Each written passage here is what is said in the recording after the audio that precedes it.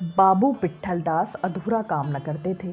पद्म सिंह की ओर से निराश होकर उन्हें यह चिंता होने लगी कि सुमन बाई के लिए 50 रुपये मासिक का चंदा कैसे करूं।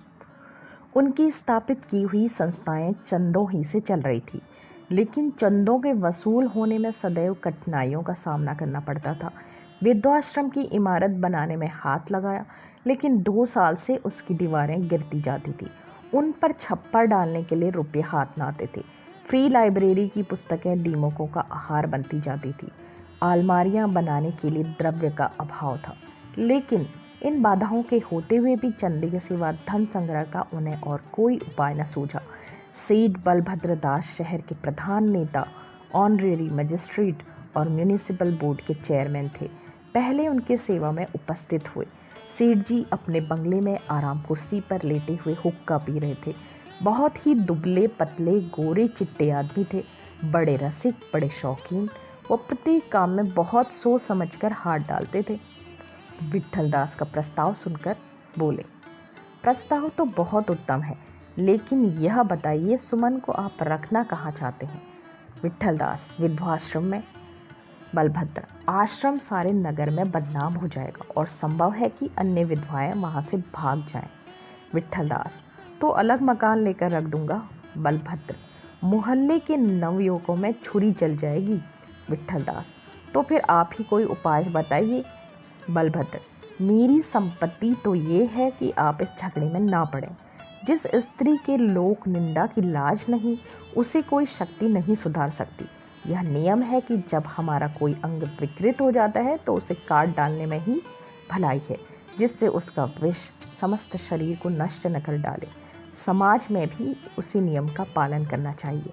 मैं देखता हूँ कि आप मुझसे सहमत नहीं हैं, लेकिन मेरा जो कुछ विचार था वह मैंने स्पष्ट कर दिया। आश्रम की प्रबंधकारिणी सभा का एक मेंबर मैं भी तो हूँ। मैं किसी तरह इस वैश्या को आश्रम में रखने की सलाह न दूंगा। विट्ठल दास ने रोष से कहा, सारांश यह है कि इस काम में आप मुझे कोई सहायता नहीं दे सकते। जब आप जैसे महापुरुषों का यह हाल है तो दूसरों से क्या आशा हो सकती है। मैंने आपका बहुत समय नष्ट किया, इसके लिए क्षमा कीजिएगा। यह कहकर विट्ठल दास उठ खड़े हुए और सेठ चिम्मनलाल की सेवा में पहुंचे। यह सांवले रंग के बेडौल मनुष्य थे, बहुत ही स्थूल, ढीले ढाले शरीर में हाड़ की जगह मांस और मांस की जगह वायु भरी हुई थी।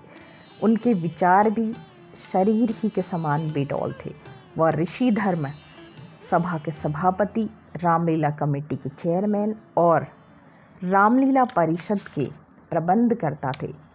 राजनीति को विष भरा सांप समझते थे और समाचार पत्रों को सांप की बाम भी। उच्च अधिकारियों से मिलने की धुन थी।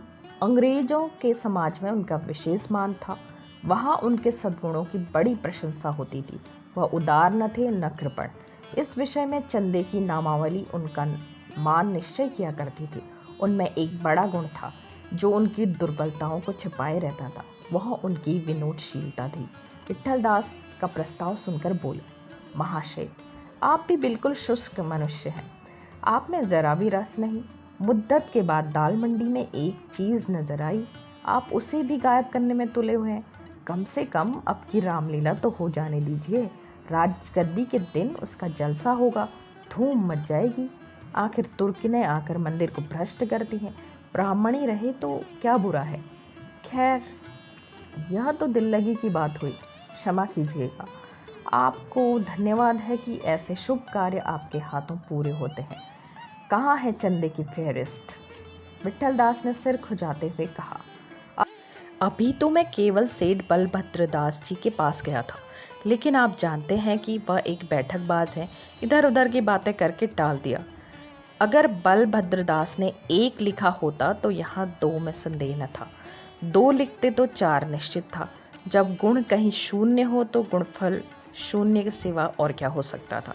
लेकिन बहाना क्या करते, तुरंत एक आश्रय मिल गया। बोले, महाशय, मुझे आपसे पूरी सहानुभूति है, लेकिन बलभद्र दास ने कुछ समझकर ही टाला होगा।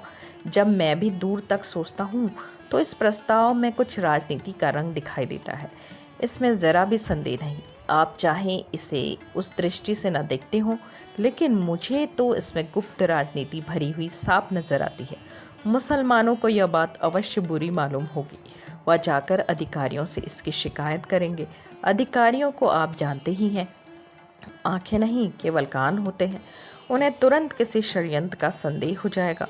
विट्ठलदास ने झुंझलाकर कहा, साफ साफ क्यों नहीं कहते? मैं कुछ नहीं देना चाहता। चिम्मनलाल, आप ऐसा ही समझ लीजिए, मेरी सारी संपत्ति ने सारी जाति का कोई ठेका थोड़ी ही लिया है। विट्ठलदास का मनोरथ यहाँ भी पूरा न हुआ, लेकिन यह उनके लिए कुछ नई बात न थी। ऐसे निराशाजनक अनुभव उन्हें नित्य ही हुआ करते थे। यहाँ से डॉक्टर श्यामाचरण के पास पहुँचे। डॉक्टर महोदय बड़े समझदार और विद्वान पुरुष थे। शहर के प्रधान राजनीतिक थे। उनकी वकालत खूब चमकी हुई थी। बहुत तौल तौल कर मुंह से शब्द निकालते थे। उनकी मौन गंभीरता विचारशीलता का द्योतक समझी जाती थी। शांति के भक्त थे, इसलिए उनके विरोध से न किसी को हानि थी, न उनके योग से किसी को लाभ। सभी तरह के लोग उन्हें अपना मित्र समझते थे, सभी अपना शत्रु। वह अपनी कमिश्नरी की ओर से सूबे की सलाहकारी सभा के सभासद थे। विट्ठलदास की बात सुनकर बोले, मेरे योग्य जो सेवा हो वह मैं करने को तैयार हूँ, लेकिन उद्योग यह होना चाहिए कि इन कुप्रथाओं का सुधार किया जाए जिनके कारण ऐसी समस्याएं उपस्थित होती हैं। इस समय आप एक की रक्षा कर ही लेंगे तो इससे क्या होगा? यहाँ तो नित्य ही ऐसी दुर्घटनाएं होती रहती हैं। मूल कारणों का सुधार होना चाहिए। कहिए तो काउंसिल में कोई प्रश्न करूं? विट्ठलदास उछल कर बोले, जी हाँ, यह तो बहुत ही उत्तम होगा। डॉक्टर साहब ने तुरंत प्रश्नों की एक माला तैयार की। नंबर 1, क्या गवर्नमेंट बता सकती है कि गत वर्ष वेश्याओं की संख्या कितनी बढ़ी? नंबर 2, क्या गवर्नमेंट ने इस बात का पता लगाया कि इस वृद्धि के क्या कारण हैं और गवर्नमेंट ने इसे रोकने के लिए क्या उपाय किए और क्या उपाय करना चाहती है? नंबर 3, ये कारण कहाँ तक मनोविकारों से संबंध रखते हैं, कहाँ तक आर्थिक स्थिति और कहाँ तक सामाजिक प्रथाओं से? उसके बाद डॉक्टर साहब अपने मुवक्किलों से बातचीत करने लगे। विट्ठलदास आध घंटे तक बैठे रहे। अंत में अधीर होकर बोले, तो मुझे क्या आज्ञा होती है? श्यामाचरण, आप इत्मीनान रखें, अब की काउंसिल की बैठक में गवर्नमेंट का ध्यान इस ओर ज़रूर आकर्षित करूँगा। विट्ठलदास जी के जी में आया कि डॉक्टर साहब को आड़े हाथ लूँ, किंतु कुछ सोचकर चुप रह गए। फिर किसी बड़े आदमी के पास जाने का साहस न हुआ, लेकिन उस कर्मवीर ने उद्योग से मुंह नहीं मोड़ा। नित्य किसी सज्जन के पास जाते और उससे सहायता की याचना करते। यह उद्योग सर्वथा निष्फल तो नहीं हुआ। उन्हें कई सौ रुपये के वचन और कई सौ नगद मिल गए, लेकिन 30 रुपये मासिक की जो कमी थी वह इतने धन से क्या पूरी होती। 3 महीने की दौड़ धूप के बाद वह बड़ी मुश्किल से 10 रुपये मासिक का प्रबंध करने में सफल हो सके। अंत में जब उन्हें अधिक सहायता की कोई आशा न रही तो वह एक दिन प्रातःकाल सुमन बाई के पास गए। वह इन्हें देखते ही कुछ अनमनी सी होकर बोली, कहिए महाशय, कैसे कृपा की? विट्ठलदास, तुम्हें अपना वचन याद है? सुमन, इतने दिनों की बातें अगर मुझे भूल जाएं तो मेरा दोष नहीं। विट्ठलदास, मैंने तो बहुत चाहा कि शीघ्र ही प्रबंध हो जाए, लेकिन ऐसी जाति से पाला पड़ा है जिसमें जातीयता का सर्वथा लोप हो गया है। इस पर भी मेरा उद्योग बिल्कुल व्यर्थ नहीं हुआ। मैंने 30 रुपये मासिक का प्रबंध कर लिया और आशा है कि और जो कसर है वह भी पूरी हो जाएगी। अब तुमसे मेरी यही प्रार्थना है कि इसे स्वीकार करो और आज ही इस नरक कुंड को छोड़ दो। सुमन, शर्मा जी को आप नहीं ला सके क्या? विट्ठलदास, वह किसी तरह आने को राजी नहीं हुए। इस 30 रुपये में से 20 रुपये मासिक का वचन उन्हीं ने दिया है। सुमन ने विस्मित होकर कहा, अच्छा, वह तो बड़े उदार निकले। सेठों से कुछ मदद मिली? विट्ठलदास, सेठों की बात मत पूछो। चिम्मनलाल रामलीला के लिए 1000-2000 रुपये खुशी से दे देंगे। बलभद्र दास से अफसरों की बधाई के लिए इससे भी अधिक मिल सकता है, लेकिन इस विषय में उन्होंने कोरा जवाब दे दिया। सुमन इस समय सदन के प्रेम जाल में फंसी हुई थी। प्रेम का आनंद उसे कभी नहीं प्राप्त हुआ था। इस दुर्लभ रत्न को पाकर वह उसे हाथ से नहीं जाने देना चाहती थी। यद्यपि वह जानती थी कि इस प्रेम का परिणाम वियोग के सिवा और कुछ नहीं हो सकता, लेकिन उसका मन कहता था कि जब तक वह आनंद मिलता है तब तक उसे क्यों न भोगूं। आगे चलकर जाने क्या होगा। जीवन की नाव जाने किस भंवर में पड़ेगी, न जाने कहाँ कहाँ भटकेगी। भावी चिंताओं को वह अपने आसपास न भटकने देती थी, क्योंकि उधर भयंकर अंधकार के सिवा और कुछ न सोचता था। अतएव जीवन के सुधार करता वह उत्साह जिसके वशीभूत होकर उसने विट्ठलदास से यह प्रस्ताव किए थे, क्षीण हो गया था। इस समय विट्ठलदास 100 रुपये मासिक का लोभ दिखाते तो भी वह खुश न होती, किंतु एक बार जो बात खुद ही उठाई थी उससे फिरते शर्म आती थी। बोली, मैं इसका जवाब कल दूंगी, अभी कुछ सोच लेने दीजिए। विट्ठलदास, इसमें क्या सोचना समझना है। सुमन, खुश नहीं, लेकिन कल ही पर रखिए। रात के 10 बज गए। शरद ऋतु की सुनहरी चांदनी चिटकी हुई थी। सुमन खिड़की से नीलवर्ण आकाश की ओर ताक रही थी। जैसे चांदनी के प्रकाश में तारागण की ज्योति मलिन पड़ गई थी, उसी प्रकार उसके हृदय में चंद्र रूपी सुविचार ने विकार रूपी तारागण को ज्योतिहीन कर दिया था। सुमन के सामने एक कठिन समस्या उपस्थित थी। विट्ठलदास को क्या उत्तर दूं? आज प्रातःकाल उसने कल जवाब देने का बहाना करके विट्ठलदास को टाला था, लेकिन दिन भर के सोच विचार ने उसके विचारों में कुछ संशोधन कर दिया था। सुमन को यद्यपि यहाँ भोग विलास के सभी सामान प्राप्त थे, लेकिन बहुधा उसे ऐसे मनुष्यों की आवभगत करनी पड़ती थी जिनकी सूरत से उसे घृणा होती थी, जिनकी बातों को सुनकर उसका जी मिचलाने लगता था। अभी उसके मन में उत्तम भावों का सर्वथा लोप नहीं हुआ था। वह उस अधोगति को नहीं पहुंची थी जहाँ दुर्व्यसन हृदय के समस्त भावों को नष्ट कर देता था। उसमें संदेह नहीं कि वह विलास की सामग्रियों पर जान देती थी, लेकिन इन सामग्रियों की प्राप्ति के लिए जिस बेहयाई की ज़रूरत थी वह उसके लिए असह्य थी, और कभी एकांत में वह अपनी वर्तमान दशा की पूर्वावस्था से तुलना किया करती थी। वहाँ यह टीमटाम न थी, किंतु वह अपने समाज में आदर की दृष्टि से देखी जाती थी। वह अपनी पड़ोसिनों के सामने अपनी कुलीनता पर गर्व कर सकती थी, अपनी धार्मिकता और भक्ति भाव का रौब जमा सकती थी। किसी के सम्मुख उसका सिर नीचा नहीं होता था, लेकिन यहाँ उसके सगर्व हृदय को पग पग पर लज्जा से मुंह छुपाना पड़ता है। उसे ज्ञात होता था कि मैं किसी कुलटा के सामने भी सिर उठाने योग्य नहीं हूँ। जो निरादर और अपमान उसे उस समय सहने पड़ते थे, उनकी अपेक्षा यहाँ की प्रेम वार्ता और आँखों की संख्या अधिक दुखजनक प्रतीत होती थी और उसके भावपूर्ण हृदय पर कुठाराघात कर देती थी। तब उसका व्यथित हृदय पद्म सिंह पर दांत पीस कर रह जाता था। यदि उस निर्दय मनुष्य ने अपनी बदनामी के भय से मेरी अवहेलना न की होती तो मुझे इस पाप कुंड में कूदने का साहस न होता। अगर वह मुझे 4 दिन भी पड़ा रहने देते तो कदाचित मैं अपने घर लौट जाती, अथवा वह गजाधर ही मुझे मनाने आ जाते।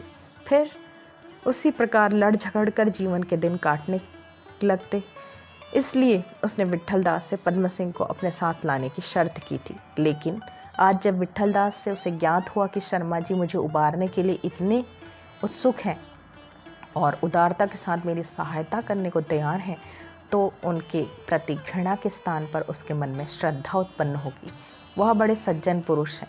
मैं खामखा अपने दुराचार का दोष उनके सिर रखती हूँ। उन्होंने मुझ पर दया की है। मैं जाकर उनके पैरों पर गिर पड़ूंगी और कहूँगी कि आपने इस अभागिन पर उपकार किया है, उसका बदला आपको ईश्वर देंगे। यह कंगन भी लौटा दूंगी, जिससे उन्हें यह संतोष हो जाए कि जिस आत्मा की मैंने रक्षा की है वह सर्वथा उसके अयोग्य नहीं है। बस वहाँ से आकर इस पाप के मायाजाल से निकल भागूं। लेकिन सदन को कैसे भुलाऊंगी? अपने मन की इस चंचलता पर वह झुंझला पड़ी। क्या इस पापमय प्रेम के लिए जीवन सुधारक इस दुर्लभ अवसर को हाथ से जाने दूं? 4 दिन की चांदनी के लिए सदैव पाप के अंधकार में पड़ी रहूं? अपने हाथ से एक सरल हृदय युवक का जीवन नष्ट करूं? जिस सज्जन पुरुष के घर में मेरे साथ सद्व्यवहार हुआ, उन्हीं के साथ यह छल, यह कपट नहीं। मैं इस दूषित प्रेम को हृदय से निकाल दूंगी। सदन को भूल जाऊंगी। उससे कहूंगी, तुम भी मुझे इस मायाजाल से निकलने दो। आह, मुझे कैसा धोखा हुआ। यह स्थान दूर से कितना सुहावना, कितना मनोरम, कितना सुखमय दिखाई देता था। मैंने इसे फूलों का बाग समझा, लेकिन है क्या? यह भयंकर वन मांसाहारी पशुओं और विषैले कीड़ों से भरा हुआ, यह नदी दूर से चांद की चादर से बिछी हुई कैसी भली मालूम होती है, पर अंदर क्या मिलता है? बड़े बड़े विकराल जल जंतुओं का क्रीड़ा स्थल। सुमन इसी प्रकार विचार सागर में मग्न थी। उसे यह उत्कंठा हो रही थी कि किसी तरह सवेरा हो जाए और विट्ठलदास आ जाएं। किसी तरह मैं यहाँ से भाग चलूं। आधी रात बीत गई और उसे नींद न आई। धीरे धीरे उसे शंका होने लगी, कहीं सवेरे विट्ठलदास ना आए तो क्या होगा? क्या मुझे फिर यहाँ प्रातःकाल से संध्या तक मिरासियों और धाड़ियों की चापलूसियाँ सुननी पड़ेंगी? फिर पाप प्रज्वलित पुतलियों का आदर सम्मान करना पड़ेगा। सुमन को यहाँ रहते हुए अभी 6 मास भी पूरे न हुए थे। उसके यहाँ दिन भर मिरासियों का जमघट रहता था। वह अपने दुराचार, छल और शूद्रता की कथाएं बड़े गर्व से कहते। उनमें कोई चतुर गिरहकट था, कोई धूर्त ताश खेलने वाला, कोई टपके की विद्या में निपुण, कोई दीवार फांदने के फन का उस्ताद, और सबके सब अपने दुस्साहस और दुर्बलता पर फूले हुए। पड़ोस की रमणियां भी नित्य आती थी, रंगी बनी ठनी दीपक के समान जगमगाती हुई, किंतु यह स्वर्ण पात्र थे, हलाहल से भरे हुए पात्र। उनमें कितना छिछोरापन था, कितना छल, कितनी कुवासना। वह अपनी निर्लज्जता और कुकर्मों के वृतांत कितने मजे में ले लेकर कहती। उनमें लज्जा का अंश भी न रहा था। सदैव ठगने की, छलने की धुन, मन सदैव पाप तृष्णा में लिप्त। शहर में जो लोग सच्चरित्र थे, उन्हें यहाँ खूब गालियाँ दी जाती थी, उनके खूब हंसी उड़ाई जाती थी। बुद्धू, गोखा आदि की पदवियाँ दी जाती थी। दिन भर सारे शहर की चोरी और डाके, हत्या और व्यभिचार, गर्भपात और विश्वासघात की घटनाओं की चर्चा रहती। यहाँ का आदर और प्रेम अब अपने यथार्थ रूप में दिखाई देता था। यह प्रेम नहीं था, आदर नहीं था, केवल कामलिप्सा थी। अब तक सुमन धैर्य के साथ यह सारी विपत्तियाँ झेलती थी। उसने समझ लिया था कि अब इसी नरक कुंड में जीवन व्यतीत करना है, तो इन बातों से कहाँ तक भागूं? नरक में पढ़कर नारकी धर्म का पालन करना अनिवार्य था। पहली बार विट्ठलदास जब उसके पास आए तो उसके मन में उनकी उपेक्षा हुई। उस समय तक उसे यहाँ के रंग ढंग का ज्ञान न था, लेकिन आज मुक्ति का द्वार सामने खुला देखकर इस कारागार से उसे क्षण भर भी ठहरना असह्य हो रहा था। जिस तरह अवसर पाकर मनुष्य की पाप चेष्टा जागृत हो जाती है, उसी प्रकार अवसर पाकर उसकी धर्म चेष्टा भी जागृत हो जाती है। रात के 3 बजे थे। सुमन अभी तक करवट बदल रही थी। उसका मन बलात् सदन की ओर खिंचता था। ज्यों-ज्यों प्रभात निकट आता था, उसकी व्यग्रता बढ़ती जाती थी। वह अपने मन को समझा रही थी, तू इस प्रेम पर फूला हुआ है, क्या तुझे मालूम नहीं? उसका आधार केवल रंग रूप है। यह प्रेम नहीं है, प्रेम की लालसा है। यहाँ कोई सच्चा प्रेम करने नहीं आता। जिस भांति मंदिर में कोई सच्ची उपासना करने नहीं जाता, उसी प्रकार इस मंडी में कोई प्रेम का सौदा करने नहीं जाता। सब लोग केवल मन बहलाने के लिए आते हैं। इस प्रेम के भ्रम में मत पड़। अरुणोदय के समय सुमन को नींद आ गई।